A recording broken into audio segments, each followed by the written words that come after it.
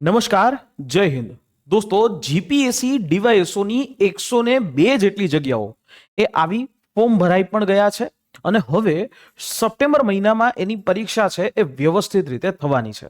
તો ત્યારે એના પ્રિલિમ્સના સિલેબસ જે છે એ શું હશે એ એક વખત આપણે જાણી લઈએ અને આની અંદર તૈયારી કઈ રીતે કરી શકાય એની પણ સિમ્પલ જે છે એ શરૂઆત એ તમને કહું.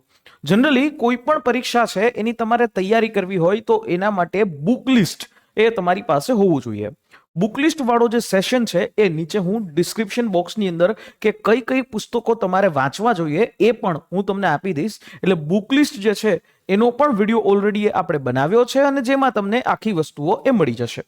તો હવે આપણે જોવા જઈએ તો ટેકનિકલ રીતે સિલેબસની અંદર જોવા જાવ તો 8 વિષયો છે, 8 વિષય. પણ આની અંદર જે છે હિસ્ટ્રી અને કલ્ચર બે ભેગા કરી દીધા છે. હિસ્ટ્રી અને કલ્ચર ભેગા કર્યા ને એટલે 7 વિષય થયા. જેમ કે જોશો તમે ઇતિહાસ અને સંસ્કૃતિ 200 માર્કનું આ પેપર છે. તો એમાં તમને સિંધુ ખીણની સભ્યતા વિશે, વૈદિક યુગ હશે, જૈન ધર્મ અને બૌદ્ધ ધર્મ મોસ્ટ આઈએમપી ટોપિક હોય છે. એની સાથે મધ્ય એશિયા સાથેનો સંપર્ક અને તેના પરિણામો, એટલે મધ્ય એશિયાની અંદર મિડલ ઈસ્ટ જે છે એ ત્યાં સુધીની અંતર્ગત આપણે વાત કરીએ. મધ્ય એશિયા, મિડલ એશિયન જે કન્ટ્રીઝની અંદર અલગ અલગ જે સિવિલાઇઝેશન હતી એની સાથે શું હતું, જેમ કે સિકંદર જે છે એની સાથે કઈ રીતે યુદ્ધ થયું, થિયોડોસિયસ છે એની સાથે કઈ રીતે યુદ્ધ થયું અને કઈ રીતે જે છે કામ થયું એના ઉપર વાત હોય. પછી પ્રાચીન, મધ્યકાલીન અને અર્વાચીન ભારત ગુજરાતના મુખ્ય રાજવંશો. હવે પ્રાચીન ભારતના મુખ્ય રાજવંશોના અંદર મૌર્ય સામ્રાજ્ય આવે, ગુપ્ત સામ્રાજ્ય આવે. એવી રીતે મધ્યકાલીન ભારતના જે ઇમ્પોર્ટન્ટ એવા રાજવંશો છે તો એમાં મુઘલ કાળ છે એ તમે જોઈ શકો. એની અંદર હર્ષવર્ધન સુધીનો એક આખો સમય છે એ કરી શકાય અને હર્ષવર્ધન પછી છે એ મુઘલ કાળ, ગુલામ વંશ એના સુધી જે છે એ તમારે વાત કરવાની થાય. આની સાથે સાથે વિજયનગર સામ્રાજ્ય પણ તમારે ખાસ રીતે સમજવું પડે. વિજયનગર સામ્રાજ્ય છે એના માટે વિગતવાર ટોપિક છે એ પણ એ પૂછે છે.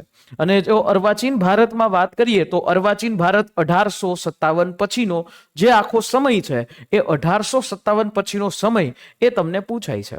ગુજરાતના રાજવંશોની વાત કરીએ તો ગુજરાતના રાજવંશોની અંદર બરોડા સ્ટેટ એટલે કે ગાયકવાડનું શાસન, એવી રીતે Rajkot state, Gondal state, Jamnagar state અને મોરબી સ્ટેટ, આ 5 રાજવાડાઓ છે એના વિશે એ ટોપિક જે છે એ પૂછાય છે. તો એના પછી આવે છે ભક્તિ આંદોલન અને સૂફીવાદ. હવે ભક્તિ આંદોલન અને સૂફીવાદનો ટોપિક છે ઘણી વખત પૂછાય છે અને ઘણી વખત નથી આવતો. જેની અંદર જે ભક્તિ આંદોલનો, જે ભગવાન શ્રી કૃષ્ણના માનવાવાળા જે આખું એક ભક્તિ આંદોલન સંપ્રદાય જે છે થયો, પછી સૂફીવાદ, સહરાવાદ, અલગ અલગ પ્રકારના જે છે એ સૂફીવાદ એની અંદર એ આવે છે. પછી યુરોપિયન ભારતમાં કેવી રીતે આવ્યા, કઈ રીતે અલગ અલગ પ્રજાઓ ભારતની અંદર આવે છે અને એ પોતે ભારતમાં વેપાર કરવા માટે આવે છે, કઈ કઈ પ્રજાઓ આવી છે, શું શું વસ્તુઓ એ લઈને આવ્યા, શું થયું અને શું નથી થયું, આ બધી વસ્તુઓ આવે. પછી આ આખો જે 1857નો જે સ્વતંત્રતા સંગ્રામ ઇમ્પોર્ટન્ટ બને અને એવી જ રીતે 1857 પછી જે 19મી સદીની અંદર ભારતમાં અને ગુજરાતની અંદર જે ધાર્મિક અને સામાજિક સુધારાઓ છે એ તમને પૂછાય છે. અને એવી જ રીતે જે ભારતની સ્વતંત્રતાની અંદર કામ કરેલા ભારતના જે મહત્વના જે સ્વાતંત્ર્ય ચળવળો એ પૂછાય છે અને સ્વતંત્રતાની અંદર જેમણે પણ ભાગ લીધો છે એવા નેતાઓ, જેમ કે આપણે વાત કરીએ સુભાષચંદ્ર બોઝ, ચંદ્રશેખર આઝાદ, મહાત્મા ગાંધીજી, એવી જ રીતે તમારે મંગલ પાંડે અને બીજા ઘણા બધા એવા લોકો, સરદાર વલ્લભભાઈ પટેલ થી લઈ અને ઘણા બધા વસ્તુઓ આવશે. રાષ્ટ્રીય આગેવાનો છે એની અંદર એ જ વસ્તુ આવી ગઈ, બરાબર. એનું યોગદાન શું હશે એ વસ્તુ તમારે આવે. પછી આઝાદી પછીનું ભારત એટલે 1947 બાદ જે ભારતની અંદર શું થયું, 1960 સુધીનો આખો એક સમય બહુ મસ્ત ઇમ્પોર્ટન્ટ હોય છે. કઈ રીતે ભાષાના આધારે એ વિભાજન થાય છે, કઈ રીતે ભાષાના આધારે શીખવવામાં આવે છે, બરાબર. અને એમાંય ગુજરાતનું મહાગુજરાત આંદોલન છે એ તમારે કરવું પડે. આ સુધી તમારું ઇતિહાસ એટલે કે હિસ્ટ્રી છે એ કવર થશે. જો હજી વાત કરીએ આપણે હવે ગુજરાતનો અને ભારતનો સાંસ્કૃતિક વારસો, જે અહીંયા મિક્સ ટોપિક છે. આમ જનરલી પહેલા કેવું હતું કે અલગ ટોપિક તરીકે આવતો હતો. તો ગુજરાત અને ભારતનો સાંસ્કૃતિક વારસો શું આવે છે? સાંસ્કૃતિક વારસો. ને એમાં કલા સ્વરૂપો છે, શિલ્પો છે, સાહિત્ય છે, સ્થાપત્ય છે, નૃત્ય છે, આ બધી વસ્તુઓ તમને આવશે. કલા સ્વરૂપો, મંદિર કળા છે એટલે કે સ્થાપત્ય કલા એ પૂછાય, શિલ્પ એ પૂછાય, સ્થાપત્યો, સાહિત્ય, ઇમ્પોર્ટન્ટ એવા સ્થાપત્યો પૂછાય. એવી જ રીતે ગુજરાત અને ભારતની જે સંત પરંપરા છે અને લોકમાનસ અંતર્ગત એનો પ્રભાવ, સંત પરંપરા એટલે અલગ અલગ પ્રકારના જે સંતો ગુજરાતમાં અને ભારતમાં મોટા પ્રમાણમાં થઈ ગયા, જેમ કે કબીર છે, એવી જ રીતે અલગ નિંબાર્કાચાર્ય, અલગ અલગ એવા સંપ્રદાયો છે ને સંપ્રદાયોની કેટલીક વાતો એ તમને પૂછાય છે.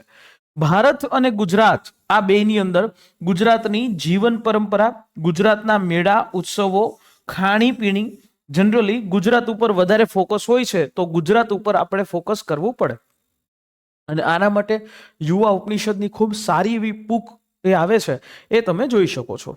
એવી જ રીતે તમારે ગુજરાતના જે મ્યુઝિયમ છે, ગુજરાતની અંદર ચાલનારી એ પુસ્તકાલય પ્રવૃત્તિઓ છે, એ વસ્તુ પૂછાય છે. નાટ્ય મંડળીઓ છે, ગુજરાતની રંગભૂમિ એટલે કે ગુજરાતના નાટકો, નાટ્ય જે છે, ગીતો, એના વિશે થોડું ઘણું માહિતી હોય. પીએચડી નથી કરવાની તમારે આની અંદર, એટલું બધું એક્સ્ટ્રીમ લેવલ સુધી નથી જવાનું. સિમ્પલ વાત, સિમ્પલ બાબત, પીએચડી કરવાની કોઈ જરૂર નથી. ઓકે.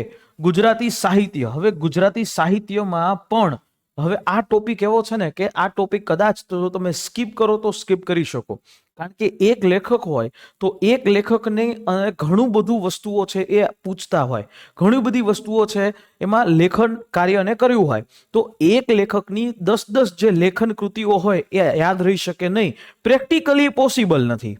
તો ત્યારે તમે જે છે આ વસ્તુ કરી શકો છો. આ ગુજરાતના તીર્થ સ્થળો, ગુજરાતના પર્યટન સ્થળો એટલે ગુજરાતના તીર્થ સ્થળો છે, ગુજરાતના અલગ અલગ, આમાં છે ને, આમાં તમારે ગુજરાતના 34 જિલ્લાઓને સમજવા પડે. 34 જિલ્લાઓ છે એ તમારા 34 જિલ્લાઓ છે, બરાબર, અને એ 34 જિલ્લાઓને સમજવા પડે. 252 તાલુકાઓ છે એ તમારે કરવા પડે. આ ફરજિયાત છે. આ ટોપિક છે એ તમને બધી જ પરીક્ષાઓમાં કામ લાગશે. એ ન માત્ર આ જગ્યાએ જીપીએસસી ડીવાયએસઓ હોય કે પછી રેવન્યુ તલાટી હોય કે પછી સીસીઈ ની મેઇન્સ હોય, બધી જગ્યાએ તમને આ ટોપિક છે એ કામ લાગશે જ, બરાબર. પછી આવો નેક્સ્ટ વાત કરીએ આપણે ભારતીય રાજ્ય વ્યવસ્થા, બંધારણ, સામાજિક ન્યાય અને આંતરરાષ્ટ્રીય સંબંધો. હવે આની અંદર છે ને તમારું બેઝિક્સ લઈ, પહેલા તો સૌથી પહેલા જે છે ને એ બેઝિક્સ ક્લિયર કરાવે, અને એના પછી જે તમારું કરંટ અફેર્સ જે છે એ કરંટની અંદર જે આનાથી રિલેટેડ વસ્તુઓ હોય, જેમ કે આંતરરાષ્ટ્રીય સંબંધોની બાબતમાં હમણાં મોદી સાહેબ છે એ બ્રિક્સ નેશનની મિટિંગમાં ગયા હતા, પછી આવી રીતે G7 નેશન્સની બેઠકમાં પણ મોદી સાહેબને આમંત્રણ આપવામાં આવ્યું હતું. એવા તો ઘણા બધા જે ઓર્ગેનાઇઝેશન છે એ તમને પૂછી શકાય. વિદેશ નીતિની બાબતમાં જે કરંટમાં જે ડેવલપમેન્ટ થયું હોય એ પૂછાય. તો ભારતનું બંધારણ કેવી રીતે ઉદ્ભવ થાય છે, ભારતનું બંધારણ છે એ કઈ રીતે કામ કરે છે, બંધારણનું માળખું શું છે, બંધારણની A to Z બધી બાબતો. બંધારણીય સંસ્થાઓ એ શું છે, કઈ કઈ પ્રકારની સંસ્થાઓ હોય છે, એ સંસ્થાઓ વિશે તમારે માહિતી લેવી પડે. જેમ કે ચૂંટણી પંચ છે, રાષ્ટ્રીય અનુસૂચિત જાતિ આયોગ છે, રાષ્ટ્રીય અનુસૂચિત જનજાતિ આયોગ છે. આ બધા પ્રકારના તમારે કામ ઈ કરવા પડે, બરાબર. પછી અહીંયા તમારે ન્યાયપાલિકા એટલે કે ભારતની ન્યાયપાલિકા, જ્યુડિશરી, સુપ્રીમ કોર્ટ, હાઈકોર્ટ અને તાબા હેઠળની અદાલતો, આ ટોપિક છે એ પણ તમારે અહીંયા કરવો પડે. એટલે જોવા જાવ તો અહીંયા તમારે જ્યુડિશિયલ સિસ્ટમ એ તમારે કરવું પડે. એના પછી ભારતની વિદેશ નીતિ, અલગ અલગ આંતરરાષ્ટ્રીય સંસ્થાઓ છે. એવી જ રીતે ભારતની પણ પોતાની કેટલીક સંસ્થાઓ છે, જેમ કે CBI છે, એન્ફોર્સમેન્ટ ડિરેક્ટોરેટ છે, સેન્ટ્રલ વિજિલન્સ કમિશન છે, રો છે. એ કઈ રીતે બને છે, કેવી રીતે એમાં લોકોને અપોઇન્ટ કરવામાં આવે છે, એ બધી વસ્તુઓ પૂછી શકાય. અને કેન્દ્ર અને રાજ્ય સરકારની અગત્યની નીતિઓ એટલે કે ઇન શોર્ટમાં કહું તો આમાં યોજનાઓનો ટોપિક પણ એક કવર કરી શકે. જે કેન્દ્ર સરકારની અને રાજ્ય સરકારની અલગ અલગ યોજનાઓ જે તાજેતરમાં બહાર પાડવામાં આવેલી હોય એ પ્રકારની યોજનાઓનો ટોપિક છે એ પૂછી શકાય. પછી આ જે ટોપિક છે ને એ હકીકતમાં જનરલ મેન્ટલ એબિલિટી છે, જે પેલા તાર્કિક અને અત્યારે હાલમાં તો એને તાર્કિક અને બૌદ્ધિક ક્ષમતા કહેવામાં આવે છે, પણ જોવા જાવ તો મેથ્સ અને રીઝનિંગના જ ટોપિક હોય છે. એક રીતે જોવા જાવ તો CSET જેવું પેપર છે એ તમને અહીંયા પૂછાતું હોય. તો એમાં તાર્કિક અને વિશ્લેષણાત્મક ક્ષમતા છે તો એમાં રીઝનિંગના ટોપિક આવે, કથન વાળા ટોપિક આવે, પ્રોબેબિલિટી વાળા ટોપિક આવે, બ્લડ રિલેશન આવે, સિરીઝ આવે, એવા જે મિરર ઇમેજ આવે, એ બધા પ્રકારના ટોપિક આવે. બરાબર છે. સંખ્યાત્મક ક્ષમતાની અંદર બધું આવી જાય. સંખ્યાત્મક ક્ષમતાની અંદર નંબર સિસ્ટમ આવે, પ્રોફિટ લોસ આવે, પછી પ્રોફિટ લોસની સાથે સાથે ચક્રવૃદ્ધિ વ્યાજ, સાદુ વ્યાજ આવે, ટાઈમ, વર્ક અને ડિસ્ટન્સના દાખલાઓ આવે, નોડ અને ટાંકી પણ આવે. એવી જ રીતે તમારે સાથે અહીંયા બીજું શું વધારે વિશેષ તો કે આની અંદર તમારે ચાર્ટ છે, ગ્રાફ આપ્યો હોય, એના ઉપરથી તમારે એના પ્રશ્નોના જવાબો આપવાના થાય. એટલે આવી રીતે આ ટોપિક છે એ પૂછી શકાય. ઓકે, અહીંયા સુધી આઈ હોપ કે સમજાણું હશે. હજી વાત કરીએ ઇકોનોમી, તો ઇકોનોમી માટે બેઝિક્સ જે છે એ તમારું ક્લિયર થવું જોઈએ. સૌથી પહેલા તો ઇકોનોમીમાં આ લોકો એવું ઈચ્છે છે કે તમને બેઝિક્સનું પણ જ્ઞાન હોવું જોઈએ અને પછી છે તમને કરંટ અફેર્સ અંતર્ગતનું જે ઇકોનોમી છે એનું પણ જ્ઞાન હોવું જોઈએ. એટલે ભારત અને ગુજરાત આ બંનેના ઇકોનોમિક્સ જે છે એને લગતા બાબતો પૂછી શકાય. બરાબર. હવે એમાં સ્વતંત્રતા પૂર્વે ભારતનું અર્થતંત્ર કેવું હતું, ઇકોનોમીના પ્રકારો શું છે, સેક્ટર્સ ઓફ ઇકોનોમી શું છે, ઇકોનોમિક ગ્રોથ શું છે, ઇકોનોમિક ડેવલપમેન્ટ શું છે, પંચવર્ષીય યોજનાઓ શું છે, પંચવર્ષીય યોજના આવી એની પહેલા જે ઇકોનોમિક પ્લાનિંગ જે છે એ કઈ રીતે થાય છે, એ બધા પ્રકારના ટોપિક છે એ અહીંયા પૂછી શકાય. પછી એવી જ રીતે એગ્રીકલ્ચર ક્ષેત્ર છે ભારતનું ઇકોનોમીની દ્રષ્ટિએ કઈ કઈ રીતે છે, ક્યાં શું થાય છે, તાજેતરની એગ્રીકલ્ચર સેક્ટરની કોઈ નવી જે કરંટ અફેર્સ રિલેટેડ બાબતો હોય એ ટોપિક છે એ તમને અહીંયા પૂછી શકાય છે. બરાબર. જેમ કે પાક છે, પાક વિશે પૂછાય, પાકની જાતો કઈ કઈ પ્રકારની હોઈ શકે છે, એમાં શું સુધારાઓ થયા છે. એક સિમ્પલ શબ્દોમાં સમજાવું તો રૈયતવારી પદ્ધતિ અને મહાલવારી પદ્ધતિ, આ બે શબ્દો તમે સાંભળ્યા જ હશે. તો રૈયતવારી પદ્ધતિ અને મહાલવારી પદ્ધતિના ઉપરના ટોપિક છે એ તમને પૂછી શકાય. બરાબર. એવી જ રીતે ઇન્ડસ્ટ્રીયલ પોલિસીસ, ભારત સરકારે અત્યાર સુધી ઘણી બધી ઇન્ડસ્ટ્રીયલ પોલિસીસ આઝાદી પછી જાહેર કરી અને એમાં જે LPG થયું એ પૂછી શકાય. જે સ્પેશિયલ ઇકોનોમિક ઝોન શું છે, એક્સપોર્ટ પ્રોસેસિંગ ઝોન શું છે, ઇકોનોમિક ડેવલપમેન્ટ શું થાય છે, એક ઇન્ડેક્સ આવે છે ઇન્ડસ્ટ્રીયલ પ્રોડક્શન જે છે એ આવે છે, તો એનો પણ એક ઇન્ડસ્ટ્રીયલ જે છે એ પ્રોડક્શન વાળો ઇન્ડેક્સ પણ પૂછી શકાય. એવી જ રીતે ભારતની અંદર જે ઇન્ફ્રાસ્ટ્રક્ચર ડેવલપમેન્ટ છે એ ઇન્ફ્રાસ્ટ્રક્ચર ડેવલપમેન્ટના ટોપિક છે જનરલી આ કરંટ અફેર્સ બેઝ હોય છે. બરાબર. પછી વસ્તી રિલેટેડ ટોપિક હોય છે, જેમ કે ડેમોગ્રાફિક ડિવિડન્ડ વાળો આખો એક ટોપિક આવે છે. વસ્તીનું માળખું ઉપરનો એક ટોપિક જે છે એ જનરલી પૂછી શકાય. પણ એની સાથે સાથે તમારે આ ટોપિક જે છે ને કદાચ સ્કીપ કરો પણ ન કરાય. અહીંયા ભારતની ફાઇનાન્શિયલ સિસ્ટમ પૂછાય, ટેક્સેશન સ્ટ્રક્ચર શું છે, ટેક્સ શું છે, જાહેર દેવું શું છે, જાહેર ખર્ચ શું છે. જનરલી આ 7મા નંબરનો ટોપિક છે એમાંથી પ્રશ્નો કરે જ છે અને આ તમારા માટે મોસ્ટ આઈએમપી ટોપિક હોય છે. બરાબર. મોસ્ટ આઈએમપી ટોપિક્સ છે એની અંદર આ કન્સિડરેશન એ કરવામાં આવે છે. તો આ રીતે જે છે એ તમને આ પ્રકારથી જે છે વસ્તુઓ એ પૂછી શકાય. વિદેશ વ્યાપારના અંતર્ગત જે તાજેતરમાં થયેલા હોય, બરાબર. સૌથી પહેલા તો વિદેશ વ્યાપારમાં તમને બેલેન્સ ઓફ પેમેન્ટ એટલે કે BOP આ શું છે એ ખબર હોવી જોઈએ. બેલેન્સ ઓફ પેમેન્ટ ખબર હોય તો એના ઉપરથી વિદેશ વ્યાપાર એ કેવી રીતે થાય છે, શું વસ્તુ આપણે વધારે મંગાવીએ છીએ, તાજેતરના જે આંકડાઓ છે, તાજેતરના જે ઇન્ડેક્સિસ જાહેર કરવામાં આવ્યા હોય, આ બધી વસ્તુ એ પૂછી શકાય. જનરલી ગુજરાતના અર્થતંત્રમાંથી બહુ ઓછા ટોપિક આવે છે, પણ એક વખત ગુજરાતના અર્થતંત્રની અંદર તાજેતરનું જે બજેટ હોય એના ઉપર આપણે નજર કરી લેવાય અને અત્યારે રાજ્ય સરકારે કોઈ યોજનાઓ જાહેર કરી હોય એના ઉપર તમે ફોકસ કરી શકો. તો આ રીતે તમારું ઇકોનોમી એ કમ્પ્લીટ થાય. એના પછી જો વાત કરીએ આપણે તો ભૂગોળ આવે. જીઓગ્રાફીની અંદર એક તો તમારું ફિઝિકલ જીઓગ્રાફી આવે, એક ઇન્ડિયન અને ગુજરાતની જીઓગ્રાફી આવે, એક આવે તમારું સોશિયલ એન્ડ ઇકોનોમિક જીઓગ્રાફી. આ 3 પ્રકારના પાર્ટ છે એની અંદર પડે, જેમાં સામાન્ય ભૂગોળ જે છે એ આ પ્રકારના ટોપિક્સ છે એમાં હોય, જેમાં પૃથ્વીની ઉત્પત્તિ કેવી રીતે થાય છે, પૃથ્વીની ગતિ શું છે, ઋતુઓ કેવી રીતે આવે છે, પછી એવી રીતે વાતાવરણ શું છે, બરાબર, આ પ્રકારના ટોપિક હોય. વાતાગ્રહ શું છે, વાતાવરણમાં જે ચક્રવાતો કેવી રીતે આવે છે, જે અલનીનો અને લાનીનો છે એ કેવી રીતે આવે છે, આ બધા ટોપિકો છે એ જનરલી તમને પૂછાતા હોય. બરાબર, એવી જ રીતે ભૌતિક ભૂગોળના આ ગુજરાત અને ભારત અને વિશ્વના રિલેટેડ ટોપિક્સ છે કે જે મુખ્યત્વે પર્વતો, ઉચ્ચ પ્રદેશો અને મેદાનો આ શું છે, પછી એને કઈ રીતે ભૂકંપ, ભૂસ્ખલન, કુદરતી આબોહવા કેવી રીતે લાગે છે, તો એના ટોપિક્સો આવે. સામાજિક અને આર્થિક ભૂગોળ, સોશિયલ જીઓગ્રાફી હોય તો એમાં વસ્તી રિલેટેડ ટોપિક હોય, વસ્તી વધાના જે ડેટા છે એના હોય, વસ્તી રિલેટેડ ટોપિક જેમાં વસ્તીનું અંતર્ગત બધો ડેટા આવી જાય. બરાબર, જે 2011 આનો જે જૂનો ડેટા છે ને ભાઈ, એ 2011 નો ડેટા છે, એટલે આ 2011 વાળો ડેટા છે એ અહીંયા આ રીતે આવે. બરાબર, અને અત્યારમાં તાજેતરમાં કોઈ એવા નવું ડેવલપમેન્ટ હવે થશે, કારણ કે હવે ફરી પાછી જે વસ્તી ગણતરી થશે તો એ બાબત છે એ ફરી પાછી આવશે. પછી આવે અહીંયા આર્થિક ભૂગોળ. હવે આર્થિક ભૂગોળ છે તો એમાં તમારે ભારતનું જે કૃષિ ક્ષેત્ર, જે ઇકોનોમી રે, જેની અંદર તમે જે શીખા ને એ જ વસ્તુ આવે. બરાબર, ઉદ્યોગો છે, સેવા ક્ષેત્ર છે અને એનાથી રિલેટેડ ટોપિક જે છે આવે. અને જે રિસન્ટલી જે કરંટ અફેરમાં જે ભૂગોળ જે હોય એ બધા ટોપિકો છે આની અંદર આવે. પછી એવું science and technology. Science and ટેકનોલોજીની અંદર છે ને એક તો સાયન્સ એન્ડ ટેકનોલોજી છે અને પર્યાવરણ છે, આ બે મિક્સ છે.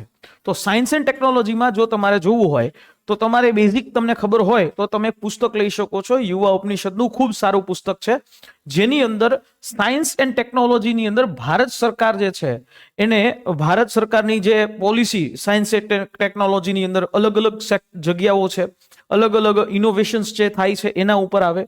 ઇન્ફોર્મેશન અને ટેકનોલોજી છે એ કરંટ અફેર્સ બેઝ હોય છે, એ કરંટ અફેર્સ બેઝના જે છે ક્વેશ્ચન્સ એ પૂછાય છે જનરલી.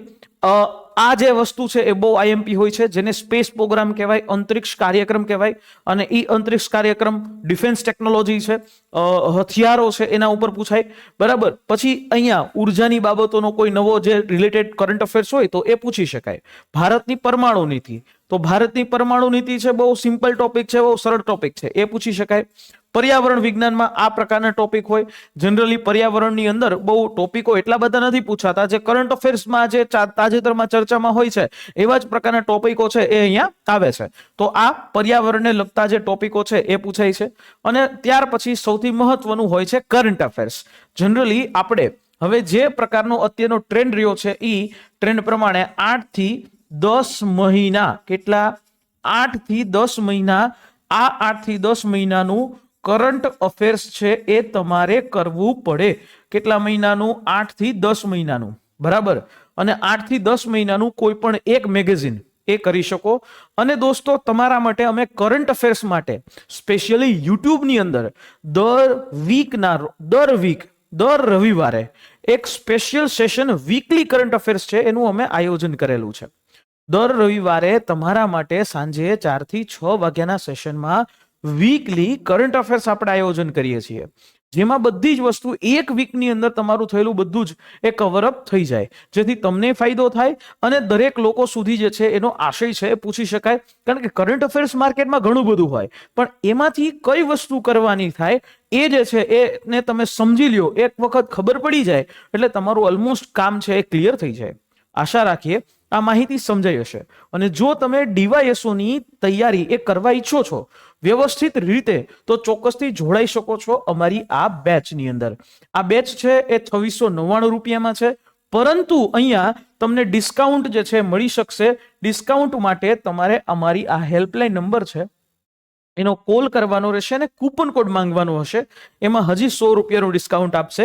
અને આ બધા જ વિષયોની તૈયારી તમે ઘર બેઠા એ કરી શકશો, લાઈવ પ્લસ રેકોર્ડેડ લેક્ચર્સના માધ્યમથી. અને જે એક્સપર્ટ ફેકલ્ટીઝ છે એના માધ્યમથી તમે આની આખી તૈયારી કરી શકશો. આશા રાખીએ માહિતી છે સમજાઈ હશે. અને આની સાથે સાથે અમારી આ યુટ્યુબ ચેનલને સબસ્ક્રાઇબ કરી દેજો. અને જો તમે અમારી સાથે રેગ્યુલર દરેક અપડેટ્સ મેળવવા ઈચ્છો છો તો ચોક્કસથી છે લક્ષ્યમ એકેડેમીની ટેલિગ્રામ ચેનલ, એને તમે જોઈન કરી લેજો, જ્યાં તમને બધી જ બાબતોના અપડેટ્સ એ મળતા રહેશે. મળીએ નેક્સ્ટ સેશનમાં. જય હિન્દ, જય ભારત.